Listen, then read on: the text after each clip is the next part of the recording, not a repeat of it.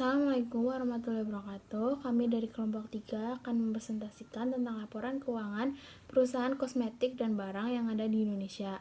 Sebelumnya, saya akan memperkenalkan anggota dari kelompok saya. Yang pertama, Cindy Sita Dewi, NIM 005. Yang kedua, Ardisa Lestari, NIM 211. Yang ketiga, Arum Purwaning Tias, NIM 251. Yang keempat, Ivoni Puspa Anggasara, NIM 290. Dan saya, Dewi Jayanti, NIM 298. Pendahuluan, pertumbuhan industri di Indonesia dari tahun ke tahun sangat diperhitungkan, terutama industri kosmetik dan barang keperluan rumah tangga. Hal tersebut dikarenakan jumlah penduduk di Indonesia diproyeksi akan menembus angka 271 jutaan pada tahun 2020. Jumlah tersebut meningkat sekitar 4,8% dibandingkan dengan total populasi penduduk Indonesia tahun 2016. Dengan angka pertumbuhan yang cukup besar tersebut, maka Indonesia merupakan pasar yang sangat potensial bagi perusahaan kosmetik dan barang keperluan rumah tangga. Berdasarkan Peraturan Pemerintah Nomor 14 Tahun 2015 tentang Rencana Induk Pembangunan Industri Nasional atau RIPIN tahun 2015 sampai 2035, industri kosmetik menjadi salah satu industri andalan, yaitu industri prioritas yang berperan besar sebagai penggerak prime mover perekonomian. Oleh karena itu, perusahaan kosmetik dan barang keperluan rumah tangga dituntut untuk dapat bersaing dan mengembangkan kinerjanya. Kosmetik dan barang keperluan rumah tangga sendiri mempunyai peranan penting dalam kehidupan manusia. Kosmetik merupakan kebutuhan yang penting bagi masyarakat modern disebabkan karena kebutuhan kosmetik sangat diperlukan oleh masyarakat untuk menunjang penampilan dan barang keperluan rumah tangga yang setiap hari tidak bisa terlepas dari kehidupan manusia. Selain itu, Indonesia yang merupakan negara dengan iklim tropis 2 menyebabkan penggunaan kosmetik menjadi salah satu hal yang penting bagi masyarakat. Selain untuk menunjang penampilan, manfaat kosmetik sendiri juga berpengaruh terhadap kesehatan. Perkembangan industri kosmetik dan barang keperluan rumah tangga di Indonesia yang terus-menerus meningkat menyebabkan perusahaan ini bisa dibilang memiliki potensi yang menjanjikan untuk dikembangkan dan memiliki peluang investasi yang bagus. Hal ini juga didukung dengan meningkatnya pertumbuhan penduduk di Indonesia, sehingga permintaan akan produk kosmetik dan barang keperluan rumah tangga juga semakin meningkat, serta peluang tren kosmetik halal yang mulai berkembang pesat di Indonesia. Berikut ada beberapa perusahaan industri kosmetik dan keperluan halal rumah tangga. PT Duta Inti Daya Tbk. Tahun berdiri, PT Duta Inti Daya Tbk didirikan pada tahun 2005 melalui perizinan tunggal dan eksklusif dengan AS Watson Group. PT Duta Inti Daya Tbk membuka gerai pertama Watson di Indonesia yang berlokasi di Pondok Indah Mall 2 pada tahun 2006. Watson merupakan peritel di bidang kesehatan dan kecantikan terkemuka di wilayah Asia dan Eropa. Saat ini, Watson Indonesia telah memiliki 106 gerai informasi per Maret 2019 yang tersebar di Pulau Jawa dan Bali, Kalimantan Timur, dan Sulawesi Selatan. Watson Indonesia juga telah melakukan ekspansi ke bisnis e-commerce agar senantiasa berada lebih dekat dengan para konsumen dan selalu sedia memberikan pelayanan tanpa henti. Hal ini merupakan upaya mewujudkan misi keberadaan Watson Indonesia, yaitu untuk mewujudkan setiap pelanggan agar selalu look good and feel great di setiap harinya. Mengenai Watson, Watson adalah peritel produk kesehatan dan kecantikan yang terkemuka di Asia, yang pada saat ini mengoperasikan lebih dari 7.200 toko dan 1.500 apoteker di 13 pasar Asia dan Eropa, termasuk Tiongkok, Hong Kong, Taiwan, Makau, Singapura, Thailand, Malaysia, Filipina, Vietnam, Indonesia, Rusia, Turki, dan Ukraina. Di sini saya akan mendeskripsikan tentang PT Akasa Wira Internasional yang telah berdiri sejak tahun 1985.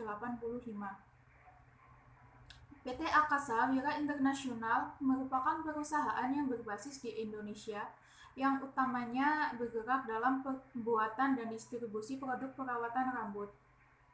Produk perawatan rambut yang diproduksinya dipasarkan dengan merek Makarizo. Perusahaan juga bergerak dalam produksi dan distribusi air minum dalam kemasan botol. Air minum kemasan botolnya didistribusikan dengan merek dagang Nestle Pure Life yang dimiliki oleh Nestle SA dan Vika Royal, mereknya sendiri. Perseroan mencatatkan kinerja yang baik dan meningkat di tahun 2019. Penjualan bersih naik 4% dari 804 miliar di tahun 2018 menjadi 834 miliar. Sedangkan laba bersih naik ke 58% dari 52,9 miliar menjadi 83,8 miliar, yang merupakan pencapaian tertinggi perseroan selama ini.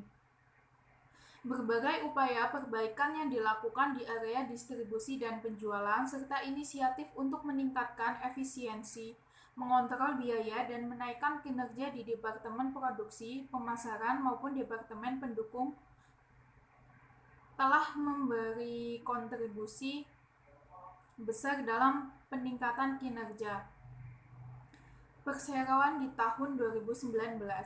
Perseroan mampu bertumbuh dengan struktur biaya yang lebih efisien sehingga mampu melampaui target laba.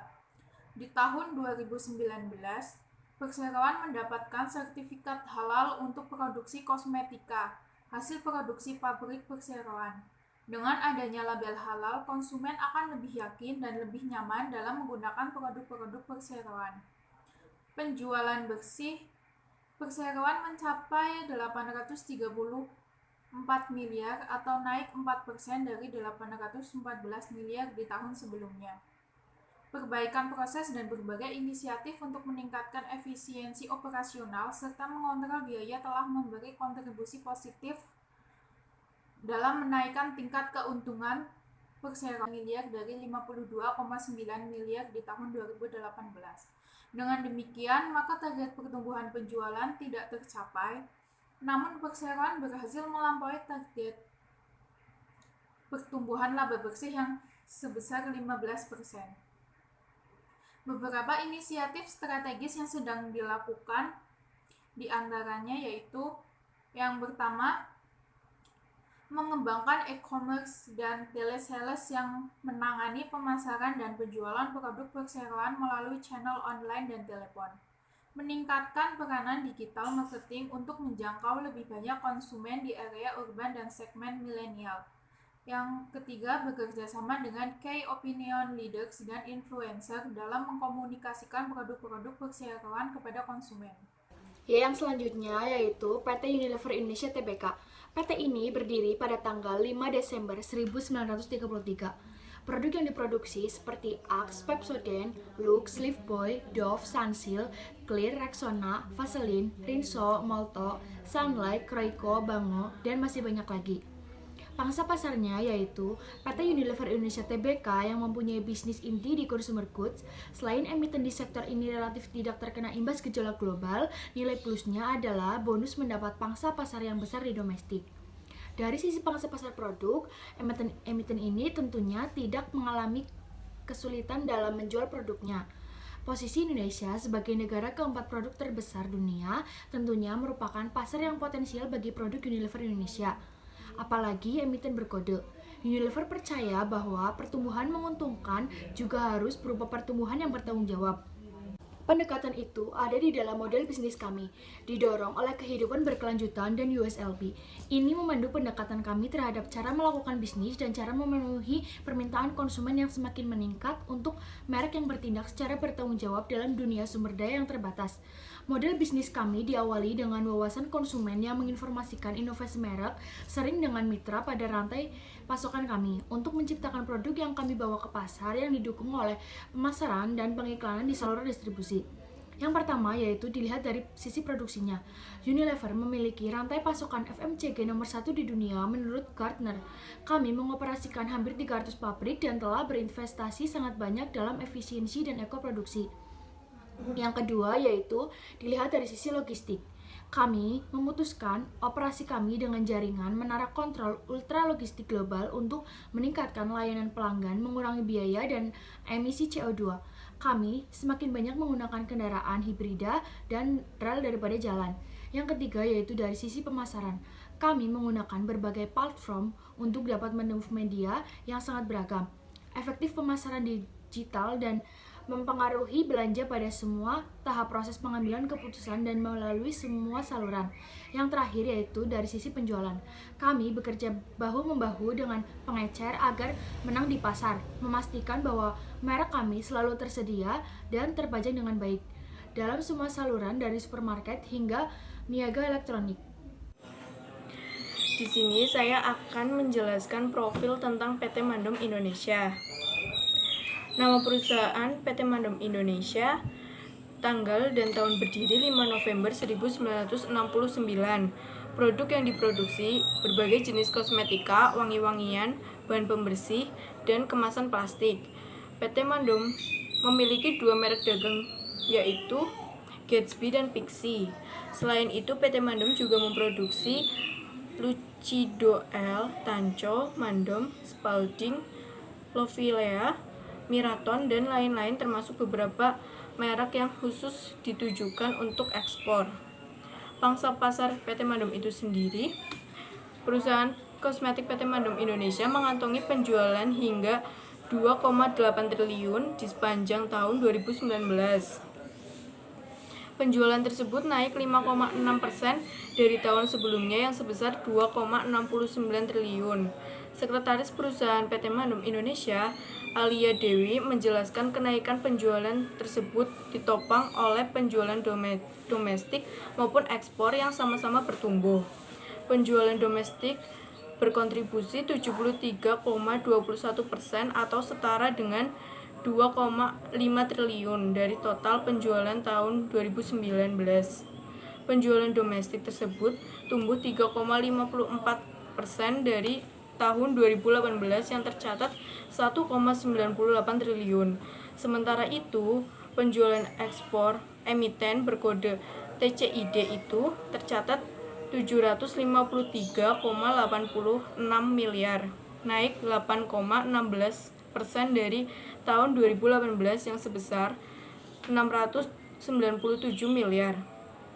Lebih lanjut, Alia menjelaskan, penjualan domestik TCID ditopang oleh produk kategori kosmetik wanita yang tumbuh signifikan. Adapun untuk pangsa pasar kosmetik wanita, Alia mengklaim Mandom Indonesia berada di posisi nomor 2. Sementara itu, untuk penjualan ekspornya, Mandom Indonesia ditopang oleh produk-produk hair styling dan kosmetik. Misalnya, produk Pixi yang sudah diekspor ke Malaysia, emiten kosmetik yang memiliki target pasar penduduk usia produktif berumur 17 tahun ke atas. Ini berencana akan mengeluarkan berbagai macam produk kosmetik baru, utamanya produk-produk kosmetik wanita pada tahun 2020 mendatang, agar tidak ketinggalan kompetisi. Untuk itu, Mandom Indonesia mengambil beberapa langkah strategis, yaitu selain meluncurkan beberapa produk baru, juga berkonsentrasi pada penjualan produk-produk yang bersifat fast moving di pasar domestik, serta meningkatkan total jumlah produk yang termasuk dalam kategori fast moving. Yang terakhir, PT Martina Berto Tbk oleh Dewi Jayanti, NIM 298. Nama perusahaan PT Martina Berto Tbk. Tanggal tahun berdiri 1 Juni 1977. Produk yang memproduksi kosmetik dan jamu dengan merek dagang Sariayu Marta Tilaar. Pangsa pasar, emiten produsen kosmetik PT Martina Berto Tbk atau MBTO, fokus menyasar pasar menengah dan menengah ke bawah karena volume pasar yang besar. Direktur Utama PT Martina Berto Tbk, Brian David Tilaar, menjelaskan untuk segmen yang akan dituju di 2020 pasti adalah segmen menengah dan menengah agak bawah, karena volume yang sangat besar. Pasar ini sesuai dengan produk perusahaan seperti Sari Ayu, Mirabella, dan lainnya. Sedangkan kalau menengah atas, apalagi atas sekali, memang volume tidak terlalu besar. Memang kalau dilihat dari grafik piramida brand positioning MBTO, produk mewah yang menduduki kerucut piramida hanya satu merek, yakni Dewi Sri Spa. Kemudian diikuti produk profesional artis kosmetik, Martha Tilaar, yang berada di posisi pasar premium dan menengah ke atas. Pelansir laporan tahunan 2019, Martina Berto tercatat berdasarkan data Euromonitor 2019 untuk kategori kosmetik dan tata rias, MBTO menguasai 1,35%. Pada kategori wangi-wangian, pangsa pasar Martina Berto sebesar 0,50%. Kategori perawatan rambut sebesar 0,47%, pangsa pasar, dan kategori skincare sebesar 0,90%. Adapun di sepanjang tahun ini, tidak ada penyesuaian harga produk karena mempertimbangkan konsumsi yang rendah akibat pandemi, khususnya untuk produk kosmetik. Ditambah lagi, saat ini setengah wajah tertutup masker, sehingga mempengaruhi penjualan produk kosmetik. Oleh karenanya, MBTO telah mengambil tindakan yang perlu dan dapat dikendalikan untuk melindungi bisnis dari dampak buruk corona, dan terus memperkuat kinerja anak perusahaan yang bergerak di bidang manufaktur, yakni PT Cedivindo. Di sisi lain, MBTO juga cepat melakukan pengembangan produk, yaitu dengan memproduksi hand sanitizer, hand gel, dan hand wash dengan nama merek Quick and Fresh yang diproduksi Martina Berto. Selain itu, juga Break Clean yang diproduksi oleh PT Cedivindo. Kedepannya, MBTO juga akan memproduksi FMCG yang berfokus pada produk pembersih rumah tangga dan juga minuman kesehatan herbal. Adapun di sepanjang tahun ini, untuk menekan dampak corona, MBTO juga menunda penggunaan belanja modal atau capital expenditure dalam rangka melakukan efisiensi dan efektivitas penundaan belanja. Di sini saya akan menjelaskan tentang perhitungan analisis cross section. Yang pertama dari PT Mandom Indonesia dengan ROE 7%, total penjualan 2 triliun 804 miliar 151 juta 670.769 dan total aset 2 triliun 551 miliar 192 juta 620.939. Yang kedua dari PT Unilever Indonesia dengan ROE 14%, total penjualan 42 juta 922.563 dan total aset 20 juta 649.371. Yang ketiga PT Martina Berto dengan ROE 42%, total penjualannya 537 miliar 567 juta 605.097. Total aset 472 miliar 156.387. Yang keempat dari PT Duta Inti Dai dengan ROE 3%, penjualan 247 miliar 253 juta 236.334. Total aset 11 miliar 302 juta 704 342 366. Yang kelima PT Angkasa Wira Internasional dengan ROE 10%, penjualan 834.330, total aset 822.375. Di sini pertama akan menghitung rata-rata aritmatika dengan cara menjumlah semua ROE perusahaan kemudian dibagi dengan jumlah perusahaannya. Rata-rata aritmatika 7% ditambah 14% ditambah 42% ditambah 3% ditambah 10%, lalu dibagi jumlah perusahaan tersebut, yaitu ada 5, sama dengan 15,20%. Yang kedua, menghitung median dengan cara diurutkan dari yang terkecil sampai yang terbesar, kemudian diambil nilai tengahnya. Median setelah diurutkan yaitu 3%, 7%, 10%, 14%, 42%. Lalu telah diketahui nilai mediannya adalah sebesar 10%. Total penjualan perusahaan 2.804.670.769 rupiah ditambah 42.922.563 rupiah ditambah 537.567.605.097 rupiah ditambah 244.253.236.334 rupiah ditambah 834.330 rupiah sama dengan 3.809.016.269.103 rupiah. Rata-rata tertimbang dengan penjualan sebagai pembobotnya 2.804.670.769 rupiah per 3.859.016.269.103 rupiah ditambah 42.922.563 rupiah per 3.859.016.269.103 rupiah ditambah 537.567.605.097 rupiah per 3.859.016.269.103 rupiah ditambah 240.253.236.334 rupiah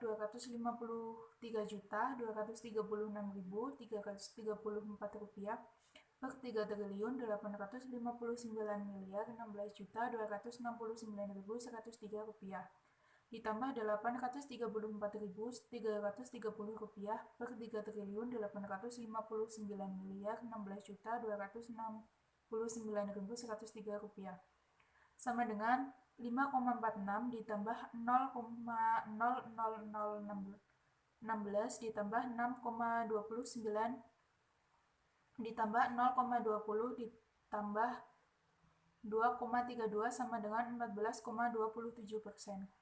Menghitung kata-kata tertimbang Roy dengan aset sebagai pembobotnya, maka yang kita hitung dulu adalah total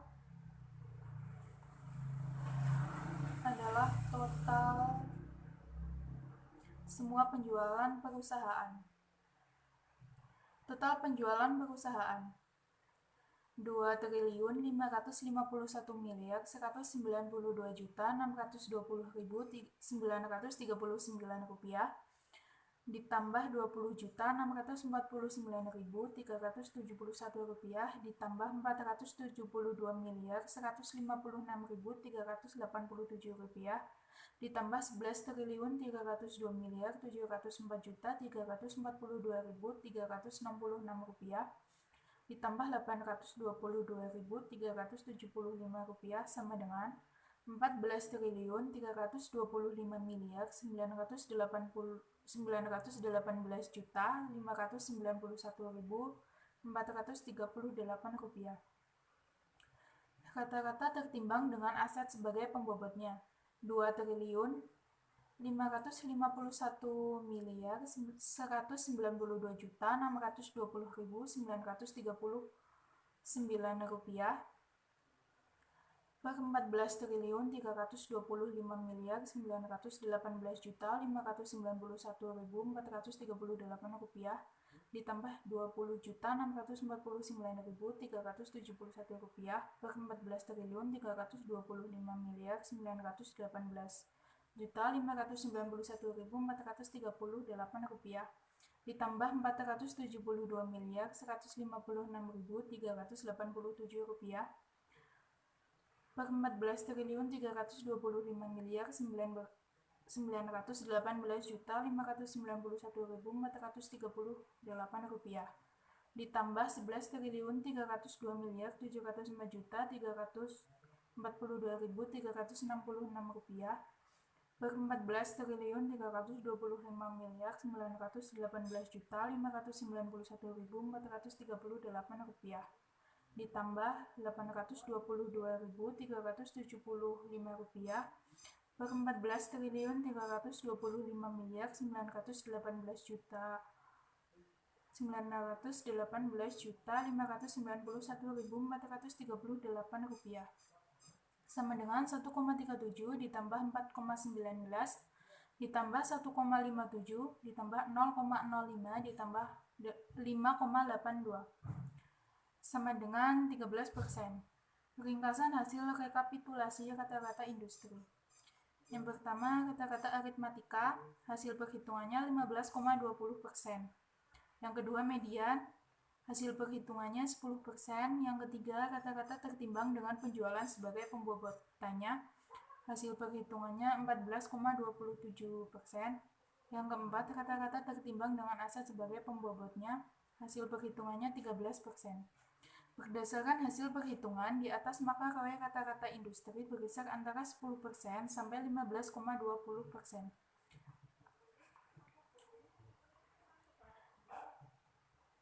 Kinerja perusahaan berdasarkan analisis cross section.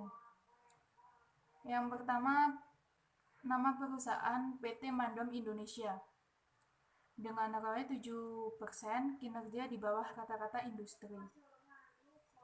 Yang kedua, PT Unilever Indonesia dengan KW 14%, dengan kinerja sama dengan kata-kata industri. Yang ketiga, PT Martina Berto dengan KW 42%, kinerja di atas kata-kata industri. Yang keempat, PT Mustika Sari dengan KW 3%, kinerja di bawah kata-kata industri. Yang terakhir, PT Akasa Wira Internasional dengan KW 10%, kinerja sama dengan kata-kata industri.